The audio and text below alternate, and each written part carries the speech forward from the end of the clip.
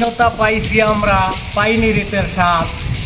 রাজনীতিটা এখন শুধু একটা মরণ ফাঁদ।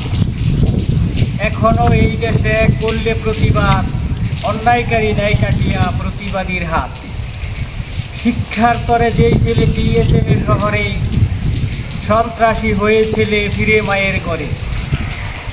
কাঁদতে কাঁদতে দুঃখিনী মা কাটায় এখনো রাত। রাজনীতিটা এখন শুধু একটা মরণ ফাঁদ।